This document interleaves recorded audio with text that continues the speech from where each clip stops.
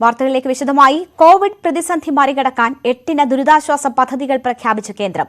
1.1 ലക്ഷം കോടി രൂപയുടെ വായ്പാ ഗ്യാരണ്ടി പദ്ധതി അടക്കമാണ് ഇത്. ടൂറിസം മേഖലയെ പുനരുജ്ജീവിപ്പിക്കാനുള്ള പദ്ധതികളും ധനമന്ത്രി പ്രഖ്യാപിച്ചു. വിസ വിതരണം പുനരാരംഭിച്ചു കഴിഞ്ഞാൽ ആദ്യത്തെ 5 ലക്ഷം ടൂറിസ്റ്റ് വിസകൾ സൗജന്യമായി നൽകും. Total to 1.1 lakh crore guarantee which is being given for particularly COVID-affected sectors. Covid ബാധിത മേഖലകൾക്കായി 1.1 ലക്ഷം കോടി രൂപയുടെ വായ്പാ ഗ്യാരണ്ടിയാണ് കേന്ദ്ര സർക്കാർ പ്രഖ്യാപിച്ചത്. ആരോഗ്യ മേഖലയ്ക്ക് 7.95%, മറ്റു മേഖലകൾക്ക് 8.25% പലിശ നിരക്ക്. This guarantee will last for 3 years and the interest rate for this health sector is about 7.5. We are also extending this to all other sectors, but here the interest cap is at 8.25%. Micro finance സ്ഥാപനങ്ങൾ വഴി 3 വർഷ കാലാവധിയിൽ വായ്പ ലഭ്യമാക്കും. പരമാവധി 1.25 ലക്ഷം രൂപ വായ്പയായി ലഭിക്കും. We aim to reach out to 25 lakh persons who are absolutely smallest borrowers from the MFI. Tourist മേഖലയെ പുനരുജ്ജീവിപ്പിക്കാനുള്ള പദ്ധതികളും ധനമന്ത്രി പ്രഖ്യാപിച്ചു. വിസ വിതരണം പുനരാരംഭിച്ചാൽ 5 ലക്ഷം ടൂറിസ്റ്റുകൾക്ക് വിസകൾ സൗജന്യമായി നൽകും. 2022 മാർച്ച് 31 വരെയാണ് പദ്ധതിയുടെ കാലാവധി. ട്രാവൽ ഏജൻസികൾക്ക് 10 ലക്ഷം രൂപ വായ്പയും ടൂറിസ്റ്റ് ഗൈഡുകൾക്ക് 1 ലക്ഷം രൂപയുടെ വായ്പയും പദ്ധതിയുടെ ഭാഗമായി പ്രഖ്യാപിച്ചു. Credit of 10 lakhs for the TTSs who are agents or travel agencies and 1 lakh for tourist guides. കുട്ടികളുടെ കോവിഡ് ചികിത്സയ്ക്ക് 22,230 കോടി രൂപ അധികം വകയിരുത്തുമെന്നും ധനമന്ത്രി വ്യക്തമാക്കി. KP Abhilash, news 18, Delhi. Drone ആക്രമണങ്ങൾ തടയാൻ ഇന്ത്യ സജ്ജമെന്ന് സംയുക്ത സൈനിക മേധാവി ജനറൽ ബിപിൻ റാവത്ത്. ഇതിനുള്ള സംവിധാനം DRDO വികസിപ്പിച്ചിട്ടുണ്ട്. കര, നാവിക, വായുസേനകൾ ഈ സാങ്കേതിക വിദ്യ പരിചയിച്ചു വരികയാണ്. ജമ്മുവിലെ ഡ്രോൺ ആക്രമണം പ്രതീക്ഷിച്ചിരുന്നതാണെന്നും സംയുക്ത സൈനിക മേധാവി ന്യൂസ് 18നോട് പറഞ്ഞു. General Rawat, thank you very much for speaking to us here on CNN News 18. First things first, is India and the Armed Forces of India in the process of acquiring anti-drone technology that it seems is more important than ever before now? We are quite concerned about drones being applied in this domain, and therefore we have been continuously working on countering drone technology, and you will be happy to know that our own DRDO has made some success and have demonstrated their capability to counter these drones. So this is moving at a fast pace. As far as the services are concerned, now that we are working in a joint and integrated manner, Army, Navy, Air Force are also working on countering this drone technology. But finally we have taken a call that Air Force should become the lead agency in looking at coordinating all the effort in evolving how we will be countering drones in the future. So I think this drones being used in warfare is something that we will witness in larger numbers in future, not just drones but swarms also. We have seen this capability with our adversaries, and this is something which we are preparing for. And the manner in which DRDO is now progressing, we are quite confident that DRDO, along with some of the other civilian agencies, including our academicians, like the academia, the IITs, we are all working together to ensure that we are able to counter this threat in the earliest time. General Rawat, thank you very much for speaking to us. Thank you. Jammu വ്യോമ കേന്ദ്രത്തിൽ ഇന്നലെ ഉണ്ടായ സ്ഫോടനത്തിൽ അന്വേഷണം ഊർജിതം. ദേശീയ അന്വേഷണ ഏജൻസിയും NSDയും പ്രത്യേക സംഘവും കേസ് അന്വേഷിക്കും. ജമ്മു പോലീസ് UAPA 16-18 വകുപ്പുകൾ പ്രകാരം രജിസ്റ്റർ ചെയ്ത FIRൽ ആസൂത്രിത സ്ഫോടനമെന്നാണ് വ്യക്തമാക്കിയിരിക്കുന്നത്. കശ്മീരിലെ പുൽവാമയിൽ സ്പെഷ്യൽ പോലീസ് ഓഫീസറെയും കുടുംബത്തെയും ഭീകരർ വെടിവെച്ച് കൊലപ്പെടുത്തി. ജമ്മു വ്യോമകേന്ദ്രത്തിൽ ഇന്നലെയുണ്ടായ സ്ഫോടനത്തിൽ ദേശീയ അന്വേഷണ ഏജൻസിയും NSG പ്രത്യേക സംഘവും അന്വേഷണം നടത്തും. സ്ഫോടനത്തിന് 2 ഡ്രോണുകൾ ഉപയോഗിച്ചതായാണ് വിവരം. 2 കിലോ വീതം സ്ഫോടക വസ്തുക്കൾ ഈ ഡ്രോണുകൾ വഴി ആക്രമണത്തിന് ഉപയോഗിച്ചു. 100 മീറ്റർ ഉയരത്തിൽ നിന്നാണ് സ്ഫോടക വസ്തുക്കൾ ഇട്ടതെന്നാണ് റിപ്പോർട്ട്. RDX ഉപയോഗിച്ച് 6 മിനിറ്റുകളുടെ ഇടവേളകളിൽ സ്ഫോടനം നടത്തിയെന്നാണ് പ്രാഥമിക നിഗമനം. ജമ്മു പോലീസ് UAPA 16-18 വകുപ്പുകൾ പ്രകാരം FIR രജിസ്റ്റർ ചെയ്തിട്ടുണ്ട്. ആസൂത്രിത സ്ഫോടനമെന്നാണ് FIRൽ പറയുന്നത്. അതേസമയം പുലർച്ചെ 3 മണിയോടെ ജമ്മുവിലെ സൈനിക താവളത്തിനടുത്ത് വീണ്ടും ഡ്രോൺ കണ്ടതായും റിപ്പോർട്ടുണ്ട്. സൈനികർ വെടിയുതിർത്തതോടെ കാണാതായി. ആക്രമണ പശ്ചാത്തലത്തിൽ രാജ്യത്തെ സേനാ താവളങ്ങളിലെ സുരക്ഷ ശക്തമാക്കി. ജമ്മു കാശ്മീരിലെ പുൽവാമ ഹരിബരിഗമയിൽ സ്പെഷ്യൽ പോലീസ് ഓഫീസറെയും കുടുംബത്തെയും ഭീകരർ വെടിവെച്ച് കൊലപ്പെടുത്തി. സ്പെഷ്യൽ പോലീസ് ഓഫീസർ ഫയാസ് അഹമ്മദും ഭാര്യ രാജ ബീഗവും മകൾ റാഫിയയുമാണ് ഭീകരാക്രമണത്തിൽ കൊല്ലപ്പെട്ടത്. വീട്ടിൽ അതിക്രമിച്ചു കയറി ഭീകരർ വെടിയുതിർക്കുകയായിരുന്നു. പ്രദേശത്ത് സുരക്ഷാ സേന തിരച്ചിൽ ശക്തമാക്കി. ന്യൂസ് 18 ഡൽഹി. ഭീകരവാദവും വികസന പ്രവർത്തനങ്ങളുടെ അപര്യാപ്തതയുമാണ് ജമ്മു കാശ്മീരിനെ കേന്ദ്ര ഭരണ പ്രദേശങ്ങളായി വിഭജിക്കാൻ കാരണമെന്ന് പ്രതിരോധ മന്ത്രി രാജ്നാഥ് സിംഗ്. പ്രദേശത്ത് തീവ്രവാദ പ്രവർത്തനം തുടരുന്നുണ്ടെങ്കിലും വളരെ കുറഞ്ഞതായും അദ്ദേഹം പറഞ്ഞു. ബോർഡർ റോഡ്സ് ഓർഗനൈസേഷന്റെ 63 അടിസ്ഥാന വികസന പദ്ധതികൾ മന്ത്രി ലഡാക്കിൽ ഉദ്ഘാടനം ചെയ്തു. ജമ്മുകാശ്മീരിൽ തെരഞ്ഞെടുപ്പ് നടപടികളുമായി കേന്ദ്ര സർക്കാർ മുന്നോട്ടു പോവുകയാണ്. ഇതിന്റെ ഭാഗമായാണ് പ്രധാനമന്ത്രി സർവകക്ഷി യോഗം വിളിച്ചത്. ലഡാക്കിലെ ജനങ്ങളുമായും പ്രധാനമന്ത്രി സംവദിക്കുമെന്ന് രാജ്നാഥ് സിംഗ് പറഞ്ഞു. ജമ്മുകാശ്മീരിനെയും ലഡാക്കിനെയും വെവ്വേറെ രാജ്യങ്ങളായി അടയാളപ്പെടുത്തി ട്വിറ്ററിന്റെ കരിയർ വെബ്സൈറ്റിലാണ് ഭൂപടം പ്രസിദ്ധീകരിച്ചത്. KP അഭിലാഷ് വിവരങ്ങളുമായി ചേരുന്നു. അഭിലാഷ്, നേരത്തെയും ഭൂപടങ്ങൾ തെറ്റായി ചിത്രീകരിച്ചതുമായി ബന്ധപ്പെട്ടുള്ള നടപടികൾ ട്വിറ്ററിന്റെ ഭാഗത്തുനിന്നും ഉണ്ടായിട്ടുണ്ട്. ഇപ്പോൾ ഉണ്ടായിരിക്കുന്ന സംഭവം എന്താണ്? കേന്ദ്ര സർക്കാരിന്റെ നീക്കം പ്രതികരണം എന്തെങ്കിലും ലഭ്യമായിട്ടുണ്ടോ? രേണുക, കേന്ദ്ര സർക്കാരും ട്വിറ്ററും തമ്മിൽ പുതിയ IT നിയമവുമായി ബന്ധപ്പെട്ട് തർക്കം നിലനിൽക്കുകയാണ് പുതിയ വിവാദം. ഇന്ത്യയുടെ ഭൂപടം ഇപ്പോൾ തെറ്റായി ചിത്രീകരിച്ചിരിക്കുകയാണ് ട്വിറ്റർ.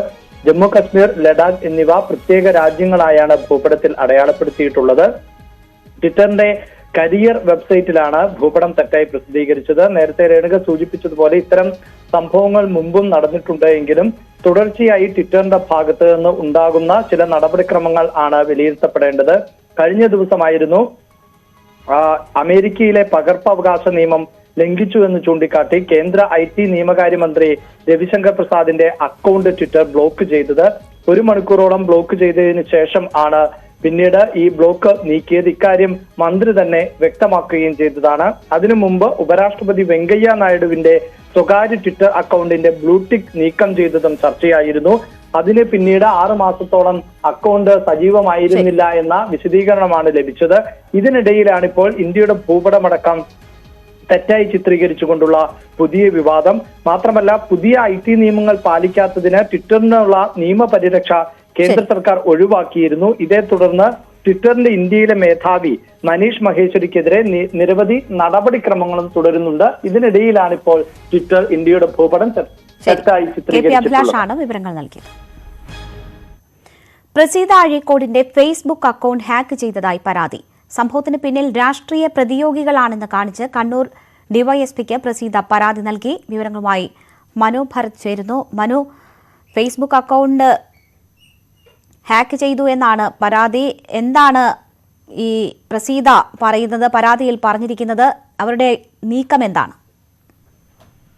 ഇന്നലെയാണ് ഇത്തരത്തിൽ അക്കൗണ്ട് ഹാക്ക് ചെയ്യപ്പെട്ടതായി അറിയുന്നത് എന്ന് പ്രസീത പരാതിയിൽ വ്യക്തമാക്കുന്നു. അപ്പോൾ ഇങ്ങനെ ഹാക്ക് ചെയ്യപ്പെട്ട സാഹചര്യത്തിൽ അത് രാഷ്ട്രീയ പ്രതിയോഗികളുടെ ഭാഗത്തു നിന്ന് ഉണ്ടായ ഒരു നീക്കമായാണ് പ്രസീത സംശയിക്കുന്നത്. ഈ പരാതിയിൽ പറയുന്നത് JRP സംസ്ഥാന ട്രഷററായ സുൽത്താൻ ബത്തേരിയിലെ ഇലക്ഷൻ വിവാദവുമായി ബന്ധപ്പെട്ട് ഉള്ള കേസിൽ സാക്ഷിയാണ്. ഇപ്പോൾ വയനാട് ക്രൈംബ്രാഞ്ച് ഡിവൈഎസ്പിയുടെ നേതൃത്വത്തിൽ ഈ കേസ് അന്വേഷിക്കുന്നു.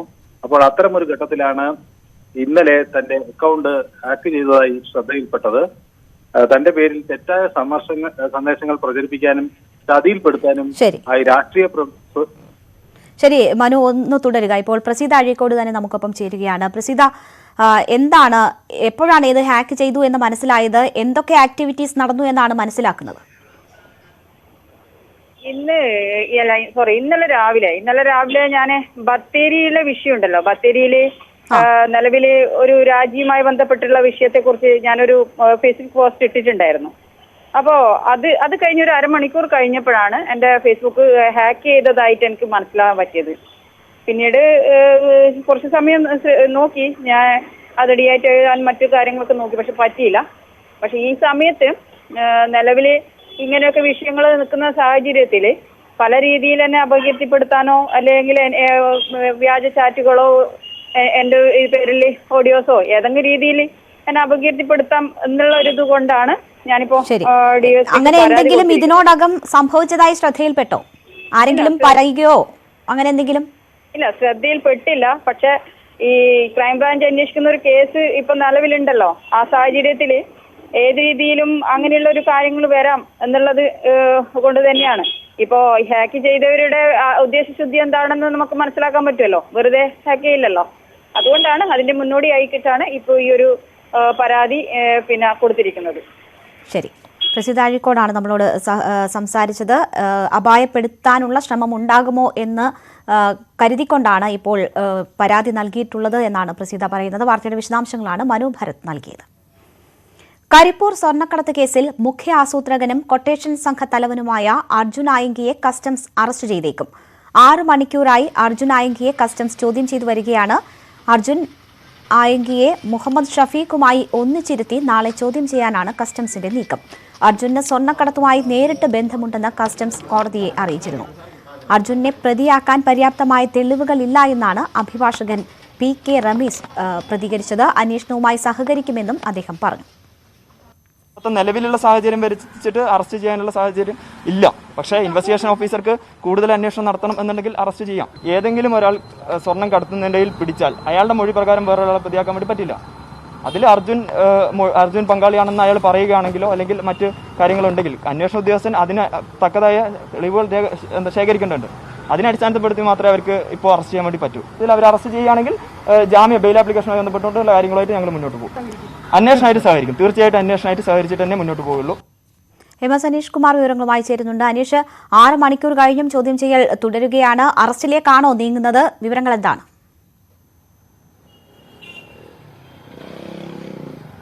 രേണുക 10:45 2 അഭിഭാഷകരുമായി അർജുൻ ആയങ്കി ഈ കസ്റ്റംസ് ഓഫീസിലെത്തിയത്. അതിനുശേഷം 11 തന്നെ ചോദ്യം ചെയ്യൽ ആരംഭിക്കുകയും ചെയ്തിരുന്നു. 1.5 മണിക്കൂറിന് ശേഷം അർജുനെ കസ്റ്റഡിയിൽ എടുക്കുന്നതായി കസ്റ്റംസ് ഉദ്യോഗസ്ഥർ അറിയിച്ചതായാണ് നമുക്ക് വിവരങ്ങൾ ലഭിക്കുന്നത്. ഇതിന് അരമണിക്കൂർ കഴിഞ്ഞ് അഭിഭാഷകർ 2 പേരും പുറത്തേക്ക് പോവുകയും ചെയ്തിരുന്നു. അറസ്റ്റിലേക്ക് തന്നെ കാര്യങ്ങൾ നീങ്ങുന്നുവെന്നാണ് നമുക്ക് ലഭിക്കുന്ന വിവരം. കാരണം ഈ കേസിലെ പ്രധാന പ്രതിയായ 2.5 കിലോഗ്രാം സ്വർണം കരിപ്പൂർ വിമാനത്താവളത്തിൽ നിന്നും കടത്തിയതിന് പിടിയിലായ മുഹമ്മദ് ഷഫീഖ് എന്ന പ്രതിയെ നേരത്തെ ചോദ്യം ചെയ്തിരുന്നു. അതിൽ നിന്നും അർജുന്റെ പങ്കിനെ കുറിച്ച് കൃത്യമായ വിവരങ്ങൾ ലഭിച്ചതായാണ് പറയുന്നത്. താൻ ഒരു കാരിയർ മാത്രമാണ്, 40,000 രൂപ പ്രതിഫലം നൽകിയാണ് തന്നെ സ്വർണ്ണക്കടത്തിൽ പങ്കാളിയാക്കിയതെന്നും പറഞ്ഞിരുന്നു. ഒപ്പം ഈ മുഹമ്മദ് ഷഫീഖ് വിമാനത്താവളത്തിൽ സ്വർണവുമായി എത്തിയ സമയത്ത് അർജുൻ ആയങ്കി വിമാനത്താവളത്തിൽ ഉണ്ടായിരുന്നു എന്നതിന്റെ കൃത്യമായ തെളിവുകളും കസ്റ്റംസ് ലഭിച്ചിട്ടുണ്ട്. CCTV തെളിവുകളും ഫോൺ രേഖകൾ അടക്കമുള്ള കാര്യങ്ങളും ഇക്കാര്യവുമായി ബന്ധപ്പെട്ട് ലഭിച്ചിട്ടുണ്ട്. ഇത് നേരത്തെ കോടതിയിൽ നൽകിയ റിപ്പോർട്ടിൽ കസ്റ്റംസ് സംഘം ചൂണ്ടിക്കാട്ടുകയും ചെയ്തിരുന്നു. ഇതിനുശേഷം മുഹമ്മദ് ഷഫീഖിനെ കസ്റ്റഡിയിൽ ആവശ്യപ്പെട്ട് എറണാകുളം പ്രിൻസിപ്പൽ സെഷൻസ് കോടതി 5 ദിവസത്തേക്ക് കസ്റ്റഡിയിൽ വിടുകയും ചെയ്തിരുന്നു. നാളെ മുഹമ്മദ് ഷഫീഖിനെ കസ്റ്റംസിന്റെ ഓഫീസിൽ എത്തിച്ച് മൊഴി എടുക്കുന്നുണ്ട്. ഇതേസമയം തന്നെ അർജുൻ ആയങ്കിയും ഇയാളോടൊപ്പം ഇരുത്തി ചോദ്യം ചെയ്യുന്നതിനുള്ളൊരു നടപടിക്രമത്തിലേക്കാണ് അധികൃതർ നീങ്ങുന്നത്. എന്തായാലും മലബാർ കേന്ദ്രീകരിച്ചുള്ള കൂടുതൽ കള്ളക്കടത്ത് സംഘങ്ങളെ പറ്റി അല്ലെങ്കിൽ കൂടുതൽ ഇടപാടുകളെ പറ്റിയുള്ള വിവരങ്ങൾ ലഭിക്കുമെന്നാണ് അറിയാൻ കഴിയുന്നത്. ഇന്ന് വൈകുന്നേരത്തോടുകൂടി ഒരുപക്ഷെ അറസ്റ്റ് രേഖപ്പെടുത്തുകയും ഓൺലൈനായി കോടതിയിൽ ഹാജരാക്കുകയും ചെയ്യും.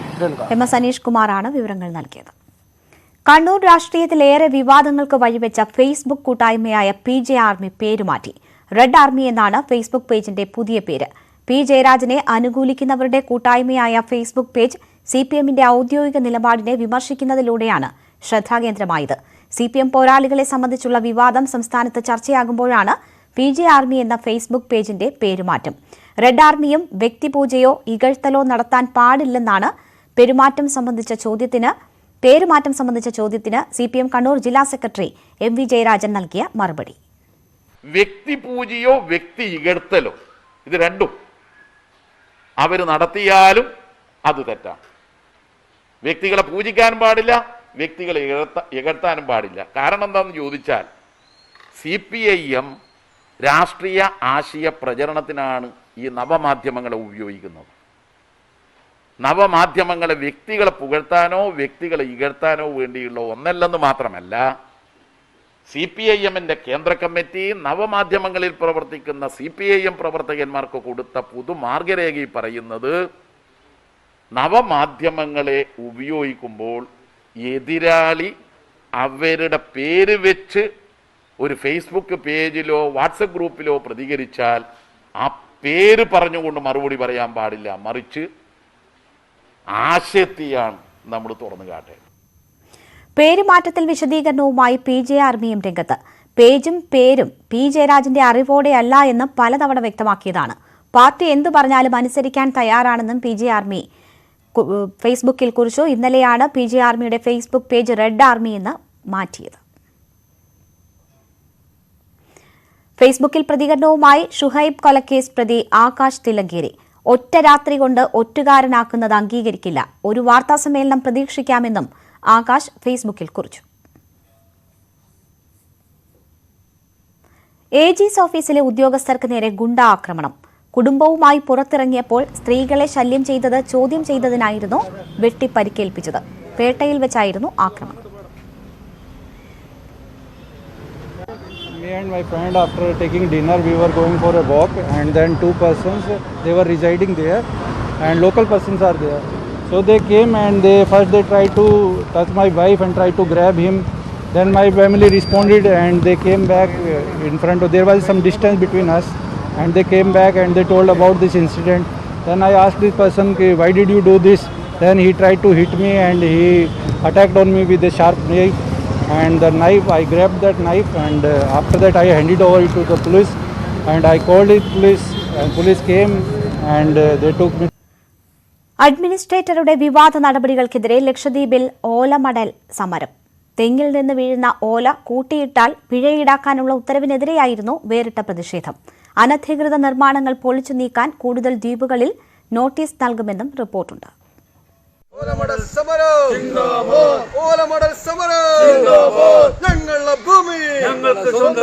സേവ് ലക്ഷദ്വീപ് ഫോറത്തിന്റെ ആഭിമുഖ്യത്തിൽ രാവിലെ 9 മുതൽ 11 മണിവരെയായിരുന്നു സമരം.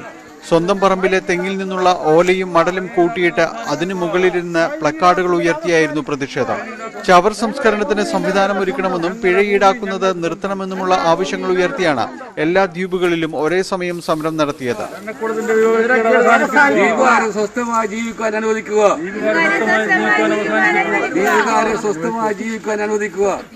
ഓലമടൽ കത്തിക്കരുതെന്നും റോഡിലിറങ്ങി സമരം നടത്തരുതെന്നും അധികൃതർ മുന്നറിയിപ്പ് നൽകിയിരുന്നു.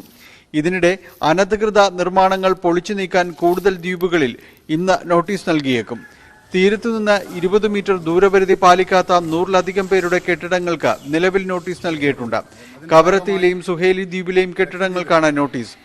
ഈ നിർമ്മാണങ്ങളെല്ലാം 1965-ലെ ലാൻഡ് റവന്യൂ ടെനൻസി റെഗുലേഷൻ വകുപ്പിന്റെ ലംഘനമാണെന്നും നിയമത്തിന് വിരുദ്ധമായി ഇതര ആവശ്യങ്ങൾക്കായി ഭൂമി ഉപയോഗിക്കുന്നുവെന്നുമാണ് നോട്ടീസിലെ ആക്ഷേപം.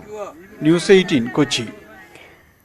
വനിതാ കമ്മീഷൻ മുൻ അധ്യക്ഷ MC ജോസഫൈനും പോലീസും ചേർന്ന് ലൈംഗിക പീഡന കേസ് അട്ടിമറിച്ചതായി ഒളിമ്പ്യൻ മയൂഖ ജോണി. കേസിലെ പ്രതി CC ജോൺസണിൽ നിന്ന് വധഭീഷണി ഉണ്ടായിട്ടും പോലീസ് നടപടിയെടുക്കുന്നില്ല. കേസിൽ തെളിവില്ലെന്നാണ് പോലീസ് ഭാഷ്യമെന്നും പബ്ലിക് പ്രോസിക്യൂട്ടർ ഉൾപ്പെടെ കേസ് അട്ടിമറിക്കാൻ ശ്രമിച്ചെന്നും മയൂഖ ആരോപിച്ചു. മയൂഖ ജോണിയുടെ സുഹൃത്താണ് പരാതിക്കാരി. സംസ്ഥാനത്ത് 18 മുതൽ 45 വരെയുള്ള എല്ലാവർക്കും മുൻഗണനാ വിഭാഗം എന്ന വ്യത്യാസമില്ലാതെ വാക്സിൻ നൽകാൻ തീരുമാനം. TPR കുറയാത്ത സാഹചര്യത്തിൽ സംസ്ഥാനത്ത് കൂടുതൽ നിയന്ത്രണങ്ങൾ ഏർപ്പെടുത്തുന്നതും പരിഗണനയിലുണ്ട്. 18 വയസ്സ് മുതലുള്ളവർക്ക് വാക്സിനേഷനായി രജിസ്ട്രേഷൻ നേരത്തെ ആരംഭിച്ചിരുന്നെങ്കിലും രോഗബാധിതർക്കും മറ്റു മുൻഗണനയുള്ളവർക്കും മാത്രമായിരുന്നു കുത്തിവയ്പ് നൽകിയിരുന്നത്. എന്നാൽ ഇനി മുൻഗണനാ വ്യത്യാസമില്ലാതെ തന്നെ വാക്സിൻ ലഭിക്കും. 18 മുതലുള്ള എല്ലാവർക്കും ഒരു ബ്ലോക്കായി നിശ്ചയിച്ച് കുത്തിവയ്പ് നൽകാൻ ആരോഗ്യവകുപ്പ് ഉത്തരവിറക്കി. കേന്ദ്രത്തിന്റെ പുതിയ വാക്സിൻ നയത്തിലെ തീരുമാനപ്രകാരമാണ് മാർഗനിർദ്ദേശം പുതുക്കിയത്. എന്നാൽ 18-നും 45-നും ഇടയിലുള്ളവരിൽ രോഗബാധിതർ, വിദേശത്ത് പോകുന്നവർ, പൊതുസമ്പർക്കം കൂടിയ വിവിധ വകുപ്പുകളിലെ ജീവനക്കാർ തുടങ്ങിയ വിഭാഗങ്ങൾക്കുള്ള പ്രത്യേക പരിഗണന തുടർന്ന് ലഭിക്കും. ഇവർ സംസ്ഥാന സർക്കാരിന്റെ വെബ് പോർട്ടലിൽ രജിസ്റ്റർ ചെയ്യണം. മറ്റുള്ളവർ കോവിൻ പോർട്ടലിൽ തന്നെ സ്ലോട്ട് ബുക്ക് ചെയ്യാൻ ക്രമീകരണം നടത്തും. സംസ്ഥാനത്ത് ടെസ്റ്റ് പോസിറ്റിവിറ്റി നിരക്ക് കുറയാത്തതിനാൽ നിയന്ത്രണങ്ങൾ കൂടുതൽ കടുപ്പിച്ചേക്കും. TPR 15-ന് മുകളിൽ ട്രിപ്പിൾ ലോക്ക്ഡൌൺ ആയിരിക്കും. സംസ്ഥാനത്തെ ആകെ ടെസ്റ്റ് പോസിറ്റിവിറ്റി നിരക്ക് 5% താഴെ വന്നാൽ മാത്രമാകും പൂർണ്ണമായും ഇളവുകൾ നൽകുക. നാളെയാണ് അവലോകന യോഗം. ന്യൂസ് 18 തിരുവനന്തപുരം. കോവിഡ് വ്യാപനത്തെ തുടർന്ന് മാറ്റിവെച്ച +2 പ്രാക്ടിക്കൽ പരീക്ഷകളും സർവകലാശാല പരീക്ഷകളും ആരംഭിച്ചു. ജൂലൈ 12 വരെയാണ് +2 പ്രാക്ടിക്കൽ പരീക്ഷകൾ. കോവിഡ് പോസിറ്റീവായ വിദ്യാർത്ഥികൾക്കും ക്വാറന്റീനിലുള്ളവർക്കും പ്രത്യേക പരീക്ഷ നടത്തണമെന്ന് മനുഷ്യാവകാശ കമ്മീഷൻ ഉത്തരവിട്ടു. 2024 പരീക്ഷാ കേന്ദ്രങ്ങളിലായി 4.5 ലക്ഷം വിദ്യാർത്ഥികളാണ് +2 പ്രാക്ടിക്കൽ പരീക്ഷയിൽ പങ്കെടുക്കുന്നത്. ഒരു ദിവസം 3 ബാച്ചുകളായി തിരിച്ചാണ് പരീക്ഷ. ലാബുകളിൽ ഒരേ സമയം 15 കുട്ടികൾക്ക് മാത്രമേ പ്രവേശനമുള്ളൂ. ഉപകരണങ്ങൾ നിശ്ചിത ഇടവേളകളിൽ അണുവിമുക്തമാക്കി. പ്രാക്ടിക്കൽ പരീക്ഷ എളുപ്പമായിരുന്നുവെന്നും ക്രമീകരണങ്ങളിൽ സംതൃപ്തരാണെന്നും വിദ്യാർത്ഥികൾ.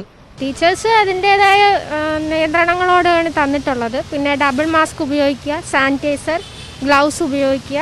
നല്ലോണം കോവിഡ് പ്രോട്ടോകോൾസ് പാലിച്ച് തന്നെയാണ് നമ്മൾ എക്സാം എഴുതിയത്. സന്തോഷമാണ്, കുഴപ്പമില്ല, നന്നായിട്ട് നടത്തി. കോവിഡ് ചികിത്സാ കേന്ദ്രങ്ങളായി പ്രവർത്തിക്കുന്ന 39 സ്കൂളുകളിൽ അടുത്ത മാസം 12-ന് ശേഷം പരീക്ഷ നടത്തും. കടുത്ത നിയന്ത്രണങ്ങളുള്ള മേഖലകളിലെ വിദ്യാർത്ഥികൾക്ക് ഹോൾ ടിക്കറ്റ് കാണിച്ച് യാത്ര ചെയ്യാനുള്ള അനുമതിയുണ്ട്. മറ്റിടങ്ങളിൽ വിദ്യാർത്ഥികൾക്ക് വേണ്ടി KSRTC കൂടുതൽ ബസ് സർവീസ് നടത്തുന്നുണ്ട്. കേരള, MG, കാലിക്കറ്റ്, കണ്ണൂർ സർവകലാശാലകളിലെ പരീക്ഷകളും പുനരാരംഭിച്ചു. ബിരുദ അവസാന സെമസ്റ്റർ പരീക്ഷകളാണ് ആരംഭിച്ചത്. PG പരീക്ഷകൾ നാളെ തുടങ്ങും. ന്യൂസ് 18 തിരുവനന്തപുരം. സ്പീക്കർ MP രാജേഷിന്റെ അസിസ്റ്റന്റ് പ്രൈവറ്റ് സെക്രട്ടറി ചമഞ്ഞ തട്ടിപ്പ്. സർക്കാർ ജോലി വാഗ്ദാനം ചെയ്ത് പ്രവീൺ ബാലചന്ദ്രൻ എന്നയാളാണ് തട്ടിപ്പ് നടത്തിയത്. DGPക്ക് പരാതി നൽകിയിട്ടുണ്ടെന്ന് സ്പീക്കറുടെ ഓഫീസ് അറിയിച്ചു.